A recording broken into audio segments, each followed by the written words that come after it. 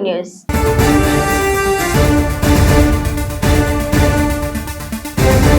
తెలంగాణ ప్రభుత్వం అత్యంత ప్రమాదకరమైన పారాక్వాట్ డైక్లోరైడ్ 24% ఎస్ఎల్ రసాయన పురుగుల మందుపై తక్షణ నిషేధం విధిస్తూ ఉత్తర్వులు జారీ చేసింది. మానవ జంతువుల ఆరోగ్యంపై ఈ రసాయనం చూపుతున్న తీవ్ర దుష్ప్రభావాలను పరిగణలోకి తీసుకుని పెస్టిసైడ్ యాక్ట్ 1968 ప్రకారం ఈ నిర్ణయం తీసుకున్నారు. రాష్ట్ర వ్యాప్తంగా ఈ మందు అమ్మకాలు, నిల్వ వినియోగాన్ని ప్రభుత్వం పూర్తిగా నిషేధించింది. నిబంధనలు అతిక్రమిస్తే కఠిన చర్యలు తప్పవని ఉత్తర్వుల్లో హెచ్చరించింది. రైతుల ఆరోగ్యం, ప్రజా ప్రయోజనాలను దృష్టిలో ఉంచుకుని తెలంగాణ ప్రభుత్వం కీలక నిర్ణయం తీసుకుంది. అత్యంత ప్రమాదకరమైన పారాక్వాట్ డైక్లోరైడ్ 24% ఎస్ఎల్ రసాయన పురుగుల మందు, దాని అనుబంధ ఉత్పత్తుల అమ్మకాలు, నిల్వ వినియోగంపై తక్షణమే నిషేధం విధిస్తూ ఉత్తర్వులు జారీ చేసింది. ఈ మేరకు వ్యవసాయ సహకార శాఖ జీవో జారీ చేసింది. రాష్ట్ర వ్యాప్తంగా ఈ జీవో అమలులో ఉంటుందని ఉత్తర్వుల్లో పేర్కొంది. పారాక్వాట్ వినియోగం వల్ల మనుషులే కాకుండా జంతువుల ఆరోగ్యంపై తీవ్రమైన దుష్ప్రభావాలు చూపుతున్నట్లు తెలిసింది. ఈ విషయంపై ఇటీవల ఎంపీ కడియం కావ్య పార్లమెంట్లోనూ ప్రస్తావించారు. పొలాల్లో ఈ గడ్డి మందు పిచికారీ చేసే సమయంలో రైతులకు ఎదురయ్యే ప్రాణాపాయం, ఇతర అనారోగ్య సమస్యలను తగ్గించడానికి ప్రభుత్వం ఈ మేరకు చర్యలు చేపట్టింది. పెస్టిసైడ్స్ యాక్ట్ 1968లోని సెక్షన్ 27 ప్రకారం ప్రభుత్వం ఈ నిషేధాన్ని విధించింది. ఉత్తర్వులకు విరుద్ధంగా గడ్డి మందు విక్రయించే వారిపై కఠినమైన చర్యలు తీసుకోవాలని వ్యవసాయ శాఖ డైరెక్టర్ను ప్రభుత్వం ఆదేశించింది. ఇక పారాక్వాట్ గడ్డి మందును తక్షణమే నిషేధించాలని కేంద్ర ప్రభుత్వాన్ని కోరుతూ తెలంగాణ వ్యవసాయ శాఖ మంత్రి తుమ్మల నాగేశ్వరరావు ఇటీవల అసెంబ్లీలో తీర్మానం ప్రవేశపెట్టారు. ఈ తీర్మానానికి సభ ఏకగ్రీవంగా ఆమోదం తెలిపింది. ఈ సందర్భంగా మంత్రి తుమ్మల మాట్లాడారు. తెలంగాణ డిప్యూటీ సీఎం బట్టి విక్రమార్క మహిళా సంఘాలకు తీపి కబురు చెప్పారు. వచ్చే 3 ఏళ్లలో మహిళా సంఘాలకు 1,00,000 కోట్ల వడ్డీ లేని రుణాలు అందించడమే ప్రభుత్వ లక్ష్యమని, అవసరమైతే దీనిని 1.5 లక్షల కోట్లకు పెంచుతామని హామీ ఇచ్చారు. ఇప్పటికే 57,000 కోట్ల రుణాలు అందజేయగా ప్రభుత్వం వడ్డీ భారాన్ని భరిస్తోంది అన్నారు. ఉచిత బస్సు ప్రయాణం ద్వారా మహిళలు 10,000 కోట్లు ఆదా చేశారని, సంక్షేమ పథకాల అమలులో వెనుకడుగు వేయబోమని బట్టి స్పష్టం చేశారు. తెలంగాణలోని మహిళలకు డిప్యూటీ సీఎం బట్టి విక్రమార్క తీపి కబురు చెప్పారు. వచ్చే 3 ఏళ్లలో మహిళా సంఘాలకు 1,00,000 కోట్ల రూపాయల వడ్డీ లేని రుణాలు ఇస్తామన్నారు. ఈ దిశగా ప్రభుత్వం ఏర్పాట్లు చేస్తోందని చెప్పారు. వీలైతే ఈ మొత్తాన్ని 1,50,000 కోట్లకు పెంచేందుకు కృషి చేస్తామని ప్రకటించారు. ఈ లక్ష్య సాధనలో ప్రతి ఏడాదికి 20,000 కోట్లు ఇచ్చే దిశలో ఇప్పటికే 50,000 కోట్లను అందజేసినట్లు తెలిపారు. వాటిపై ప్రభుత్వం వడ్డీని భరిస్తూ 1,329 కోట్లను చెల్లించిందని అన్నారు. తాజా బడ్జెట్లో వడ్డీ కోసం 2,500 కోట్లను ప్రతిపాదించిందని తెలిపారు. 5 ఏళ్లలో 10,000 కోట్లను ప్రభుత్వం వడ్డీ మొత్తాన్ని భరిస్తుందని అన్నారు.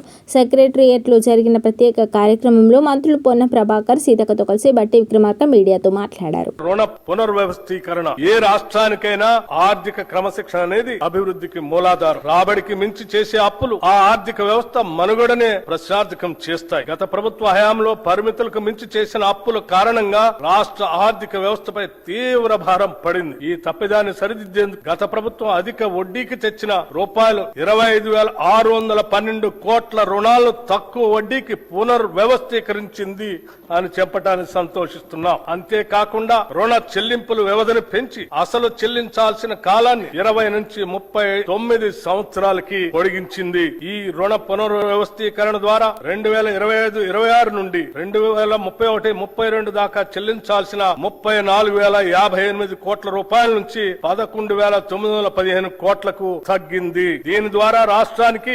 22,142 కోట్ల రూపాయలు క్యాష్ అవుట్ ఫ్లో తగ్గి నగదు వెసులుబాటు కలిగింది. గతంలో యుఎఫ్ఐడిసి సంస్థ 10.2% వడ్డీతో తీసుకున్న 172.02 కోట్లు, తెలంగాణ రోడ్డు డెవలప్మెంట్ కార్పొరేషన్ 9.7% వడ్డీతో తీసుకున్న 2,204.06 కోట్ల రూపాయల రుణాలను 8.6% వడ్డీకి రీస్ట్రక్చర్ చేసుకున్నాం. దీని ద్వారా మొత్తంగా ఈ ఆర్థిక సంవత్సరంలో సుమారు 27,988 కోట్ల అధిక వడ్డీ రుణాలను తక్కువ వడ్డీకి మార్చుకున్నాం.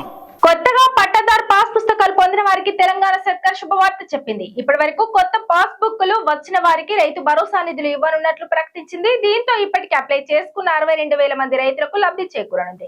అప్లికేషన్లను క్షుణ్ణంగా పరిశీలించి నిజానిజాలు నిర్ధారణ చేసుకున్న తర్వాత తుది జాబితాను రెడీ చేయనున్నట్లు సంబంధిత అధికారులు వెల్లడించారు. రైతులకు పెట్టుబడి సాయం అందించేందుకు గతంలో అధికారంలో ఉన్న కేసీఆర్ నేతృత్వంలోని బీఆర్ఎస్ ప్రభుత్వం రైతు బంధు పథకాన్ని ప్రవేశపెట్టిన సంగతి తెలిసిందే. ఇక అదే పథకాన్ని రేవంత్ రెడ్డి నేతృత్వంలోని కాంగ్రెస్ అధికారంలోకి వచ్చిన తర్వాత రైతు భరోసాగా పేరు మార్చి రైతుల ఖాతాల్లోకి డబ్బులు జమ చేస్తోంది. అయితే కొత్తగా భూములు కొనుగోలు చేసిన వారికి మాత్రం ఈ రైతు భరోసా అందడం లేదు. దీంతో ఆ రైతులు తమకు కూడా రైతు భరోసా నిధులు జమ చేయాలని కోరుతున్నారు. ఈ నేపథ్యంలోనే రైతుల విజ్ఞప్తులపై స్పందించిన ప్రభుత్వం వారికి కూడా రైతు భరోసా నిధులు జమ చేయనున్నట్లు తెలిపింది. కొత్తగా పట్టాదార్ పాస్ బుక్లు వచ్చిన రైతులకు కూడా రైతు భరోసా పథకాన్ని వర్తింప చేయనున్నట్లు రాష్ట్ర ప్రభుత్వం తెలిపింది. ఇప్పటి వరకు పాత లబ్ధిదారులకే అమలు చేస్తున్న రైతు భరోసా పథకాన్ని కొత్తగా భూములు కొనుగోలు చేసి పట్టాలు పొందిన రైతులకు కూడా వర్తింప చేయాలని రేవంత్ రెడ్డి సర్కార్ నిర్ణయించింది. రాష్ట్ర వ్యాప్తంగా కొత్తగా పట్టా పాస్ బుక్లు పొందిన వారు సుమారు 85,000 మంది రైతులు ఉన్నారని వ్యవసాయ శాఖ అధికారులు అంచనా వేశారు. ఈ 85,000 మందిలో ఇప్పటికే 62,000 మంది అన్నదాతలు రైతు భరోసా పథకం కోసం దరఖాస్తు చేసుకున్నారు.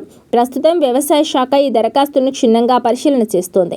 రైతు భరోసా పథకానికి ఆ రైతుల అర్హత కలిగి ఉన్నారా, వారి భూమి వివరాలు, పట్టాదారుల నిజానిజాలను నిర్ధారించిన తర్వాత వారం 10 రోజుల్లో అర్హులకు సంబంధించిన ఫైనల్ లిస్టును అధికారులు సిద్ధం చేయనున్నారు. రైతు భరోసా పథకానికి అర్హులుగా తేలిన కొత్త అన్నదాతలకు ఏప్రిల్ 15వ తేదీ నుంచి 20వ తేదీల మధ్య యాసంగి 2 విడత రైతు భరోసా నిధులను వారి బ్యాంక్ అకౌంట్లలో జమ చేయనున్నట్లు తెలుస్తోంది. ఈ సీజన్లో సుమారు 9,000 కోట్లను అన్నదాతల అకౌంట్లలో జమ చేయాలని రేవంత్ రెడ్డి ప్రభుత్వం లక్ష్యంగా పెట్టుకుంది. గత వానాకాలం సీజన్లో లబ్ధి పొందిన ప్రతి రైతుకు ఈ యాసంగి సీజన్లో కూడా ఎలాంటి కోతలు లేకుండా పూర్తి స్థాయి పెట్టుబడి సాయం అందనుంది. తెలంగాణ రాష్ట్ర వ్యాప్తంగా రేషన్ కార్డు లబ్ధిదారుల్లో ప్రస్తుతం ఒక కొత్త భయం పట్టుకుంది. ఆదాయ పన్ను రిటర్న్స్ దాఖలు చేసిన వారి రేషన్ కార్డులు రద్దు కానున్నాయనే ప్రచారం గ్రామాల్లో తీవ్ర గందరగోళానికి దారితీస్తోంది. ప్రభుత్వ పథకాలకు ప్రామాణికంగా ఉన్న రేషన్ కార్డు ఎక్కడ చేజారిపోతోందని సామాన్యులు ఆందోళన చెందుతున్నారు. గ్రామ పరిపాలన అధికారులు నేరుగా లబ్ధిదారుల ఇళ్లకు వచ్చి విచారణ చేస్తుండటంతో ఈ ప్రచారం మరింత వేగవంతమైంది. ముఖ్యంగా వార్షిక ఆదాయం 6 లక్షల రూపాయల కంటే ఎక్కువ చూపించి ఐటీ రిటర్న్స్ ఫైల్ చేసిన వారి వివరాలను ఆదాయ పన్ను శాఖ నుంచి సేకరించిన అధికారులు వారి అర్హతపై క్షేత్రస్థాయిలో తనిఖీలు చేపట్టారు. ఉమ్మడి మహబూబ్ నగర్ జిల్లాలో సుమారు 30,186 మంది, సిద్దిపేట జిల్లాలో 14,200 మందిపై ఈ విచారణ జరుగుతున్నట్లు సమాచారం. రాష్ట్ర వ్యాప్తంగా ఈ సంఖ్య లక్షల్లో ఉండే అవకాశం ఉంది. రేషన్ కార్డు కేవలం బియ్యం కోసమే కాకుండా ఇందిరమ్మ ఇల్లు, ఉచిత విద్యుత్, ఆరోగ్యశ్రీ వంటి కీలక సంక్షేమ పథకాలకు ప్రామాణికంగా మారింది. ఒకవేళ కార్డు రద్దయితే ఈ పథకాలన్నీ నిలిచిపోతాయనే భయం ప్రజల్లో నెలకొంది. అయితే ఆదాయ పన్ను చెల్లించే వారికి, కేవలం రిటర్న్స్ దాఖలు చేసే వారికి మధ్య చాలా తేడా ఉంటుంది. చాలా మంది చిన్న వ్యాపారులు బ్యాంక్ రుణాలు పొందడం కోసమో లేదా డిజిటల్ లావాదేవీల ద్వారా కట్టైన టీడీఎస్ రిఫండ్ క్లెయిమ్ చేయడం కోసమో తక్కువ ఆదాయం ఉన్నప్పటికీ రిటర్న్స్ దాఖలు చేస్తుంటారు. ఇప్పుడు విచారణ పేరుతో తమ కార్డులు ఎక్కడ తొలగిస్తారోనని వారు ఆవేదన వ్యక్తం చేస్తున్నారు. రేషన్ కార్డుల రద్దుపై ప్రభుత్వం నుంచి ఇప్పటివరకు ఎటువంటి అధికారిక ప్రకటన వెలువడలేదు. కేవలం అనర్హులను గుర్తించే ప్రక్రియలో భాగంగానే ఈ విచారణ జరుగుతున్నట్లు తెలుస్తోంది. క్షేత్రస్థాయిలో సేకరించిన నివేదికల ఆధారంగా ప్రభుత్వం తుది నిర్ణయం తీసుకునే అవకాశం ఉంది. అర్హులైన పేదలకు అన్యాయం జరగకుండా కేవలం అక్రమంగా కార్డులు పొందిన వారిని మాత్రమే తొలగించాలని ప్రజలు కోరుతున్నారు. ఆదాయ పన్ను రిటర్న్స్ ఫైల్ చేసిన ప్రతి ఒక్కరిని అనర్హులుగా ముద్ర వేయకూడదని నిపుణులు సూచిస్తున్నారు. తెలంగాణ రాజకీయాల్లో మైనింగ్ కుంభకోణం అసెంబ్లీలో చోటు చేసుకున్న పరిణామాలు సెంటర్ ఆఫ్ అట్రాక్షన్ గా మారాయి. తాజాగా నిర్వహించిన ప్రెస్ మీట్ లో బీఆర్ఎస్ ఎమ్మెల్యే పాడి కౌశిక్ రెడ్డి ప్రభుత్వంపై తీవ్ర స్థాయిలో విమర్శలు గుప్పించారు. మైనింగ్ స్కామ్ నుండి తన వ్యక్తిగత పర్సనాలిటీ వరకు ప్రతి అంశంపై ఆయన క్లారిటీ ఇస్తూనే అధికార పార్టీ తీరును తప్పుపట్టారు. రాష్ట్రంలో జరుగుతున్న మైనింగ్ కుంభకోణంపై మాజీ మంత్రి హరీష్ రావు అసెంబ్లీలో ఆధారాలతో సహా అన్ని విషయాలను బయటపెట్టారని కౌశిక్ రెడ్డి గుర్తు చేశారు. నిజంగా ప్రభుత్వం దగ్గర సమాధానం ఉంటే హరీష్ రావు అడిగినట్లు హౌస్ కమిటీ ఎందుకు వేయడం లేదు అని ఆయన ప్రశ్నించారు. మంత్రి పొంగులేటి శ్రీనివాసరెడ్డి కంపెనీలలో ముఖ్యమంత్రి రేవంత్ రెడ్డికి భాగస్వామ్యం ఉందని, ఆ కారణం చేతనే ఆ స్కామ్ పై విచారణకు ప్రభుత్వం వెనకాడుతోందని ఆయన సంచలన ఆరోపణ చేశారు. తనపై ఎథిక్స్ కమిటీ వేయడంపై కౌశిక్ రెడ్డి తీవ్రంగా స్పందించారు. తనను టార్గెట్ చేస్తున్నారని ఆవేదన వ్యక్తం చేస్తూ సభలో ముఖ్యమంత్రి రేవంత్ రెడ్డి ఎమ్మెల్యే దానం నాగేందర్ వాడిన భాష ఎథిక్స్ కమిటీ పరిధిలోకి రాదా అని నిలదీశారు. తన వ్యక్తిగత పర్సనాలిటీపై చేసిన కామెంట్లకు బదిలిస్తూ, నేను స్పోర్ట్ పర్సన్ని, అండర్-19 క్రికెట్ ఆడే సమయంలో దేశంలోనే ఫిట్టెస్ట్ ప్లేయర్గా ఉన్నాను. 20 ఏళ్ల కష్టం ఈ బాడీ, నా పర్సనాలిటీ మీద ఏడిస్తే ఎలా అంటూ ఘాటుగా స్పందించారు. ఎథిక్స్ కమిటీ ముందు అన్ని విషయాలను ధైర్యంగా చెబుతానని వెల్లడించారు. ఎమ్మెల్యే కడియం శ్రీహరిపై కూడా కౌశిక్ రెడ్డి విమర్శలు సంధించారు. కడియం శ్రీహరి గారు, కేసీఆర్ మీకు ఏం తక్కువ చేశారు? అసలు మీరు ప్రస్తుతం ఏ పార్టీలో ఉన్నారో అసెంబ్లీలో స్పష్టం చేయమని అడిగితే తప్పేంటి అని ప్రశ్నించారు. కడియం వ్యవహార శైలిపై అసెంబ్లీలో తాము అడిగిన ప్రశ్నలకు సమాధానం లేదని ఆయన పేర్కొన్నారు. హుజురాబాద్లోని డంపింగ్ యార్డ్ ఏర్పాటును అడ్డుకోవడానికి తాను ఈ నెల 4న చేపట్టిన కార్యక్రమాన్ని అడ్డుకోవడానికి సిఐడి నోటీసులు ఇచ్చారని కౌశిక్ రెడ్డి తెలిపారు. కరీంనగర్ సిపి మీద వేయాల్సిన సిఐడి ఎంక్వైరీ నా మీద వేశారు. 4వ తేదీన విచారణకు పిలిస్తే వెళ్తాను, కానీ 5 లేదా 6 తేదీలో డంపింగ్ యార్డ్ను అడ్డుకొని తీరుతాను అని ప్రకటించారు. అలాగే ప్రస్తుతం అత్యుత్సాహం ప్రదర్శించిన పోలీస్ అధికారులపై మండిపడుతూ భవిష్యత్తులో బీఆర్ఎస్ ప్రభుత్వం వచ్చిన తర్వాత ఈ సిఐడి విచారణలు పోలీసుల మెడకే చుట్టుకుంటాయని హెచ్చరించారు. ఇలా హుజురాబాద్లో పట్టణంలో డంపింగ్ యార్డ్ పెడతా ఉన్నారు. ఎట్టు పరిస్థితిలో ఆ డంపింగ్ యార్డు హుజురాబాద్లో పెట్టడానికి వీల్లేదు అని నేను డిమాండ్ చేస్తున్నా కదా.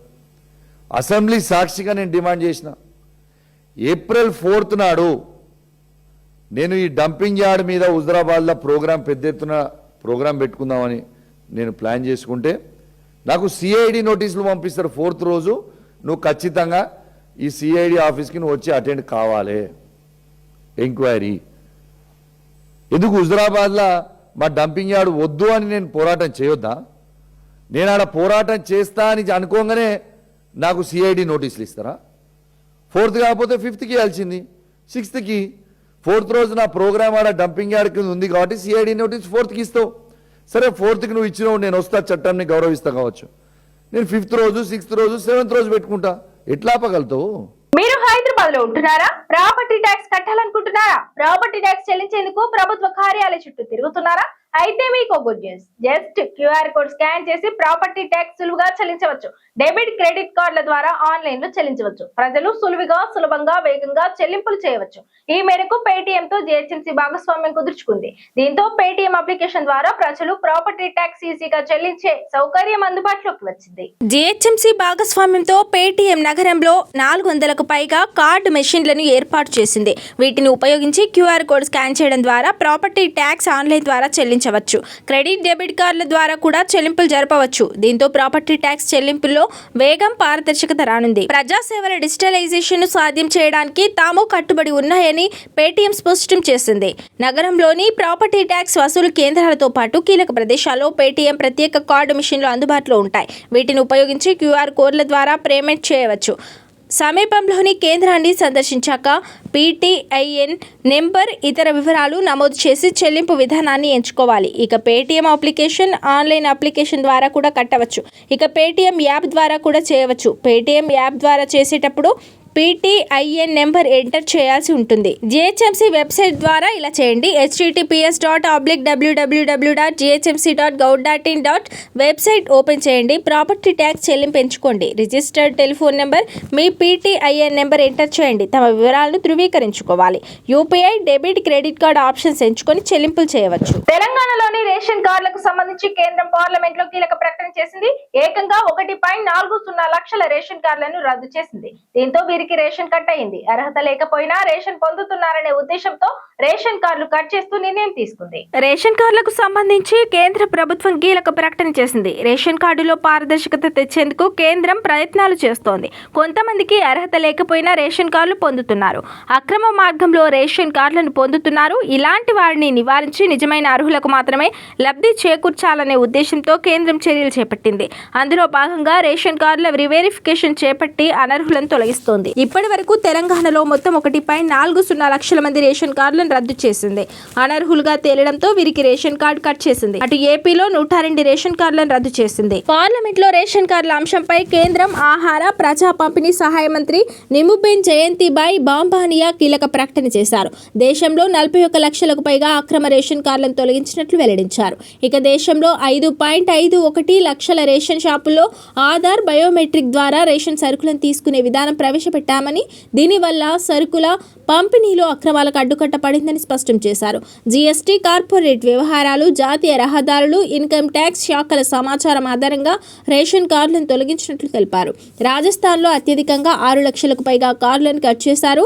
అటు ప్రజా పంపిణీకి సంబంధించి డేటాబేస్ను ఇతర సంక్షేమ పథకాలతో లింక్ చేసే ప్రతిపాదన కేంద్రం దగ్గర లేదని జయంతిబాయ్ బాంబానియా పార్లమెంట్లో పేర్కొన్నారు. ఇక తెలంగాణలో రేషన్ కార్డులు పెరిగాయి. రేవంత్ ప్రభుత్వం వచ్చాక 15 లక్షలకు పైగా కొత్త రేషన్ కార్డులు వచ్చినట్లు కేంద్రం వెల్లడించింది. తెలంగాణలో 17,348 రేషన్ దుకాణాలు ఉండగా 1.05 కోట్ల మందికి సరుకుల పంపిణీ జరుగుతోంది. 99,36,073 ఫుడ్ సెక్యూరిటీ కార్డులు ఉండగా 5,66,660 అంత్యోదయ కార్డులు ఉన్నాయి. ఇక అన్నపూర్ణ కార్డులు 5,146 ఉన్నట్లు కేంద్రం పేర్కొంది. జీహెచ్ఎంసీ చుట్టుపక్కల ఉన్న జిల్లాల్లో ఎక్కువ రేషన్ కార్డులు ఉన్నాయి. హైదరాబాద్లో 8.39 లక్షల రేషన్ కార్డులు ఉన్నాయి. ఇక రంగారెడ్డి జిల్లాలో 6.53 లక్షలు, మేడ్చల్ మల్కాజ్గిరి జిల్లాలో 6.41 లక్షలు ఉన్నాయి. అతి తక్కువగా ములుగు జిల్లాలో 1.02 లక్షల కార్డులు ఉన్నాయి. కాగా దేశవ్యాప్తంగా 3 నెలలకు సంబంధించి రేషన్ను ఒకేసారి ఏప్రిల్లో పంపిణీ చేయాలని కేంద్ర ప్రభుత్వం నిర్ణయించింది. దేశవ్యాప్తంగా లబ్ధిదారులందరికీ ఒకేసారి ఏప్రిల్, మే, జూన్ నెల కోటా అందించనుంది. ఎండల క్రమంలో ఈ నిర్ణయం తీసుకుంది. ఇది ఇవాల్టి బులెటిన్. మరో బులెటిన్ లో మళ్ళీ కలుద్దాం. Stay on TS 24 News.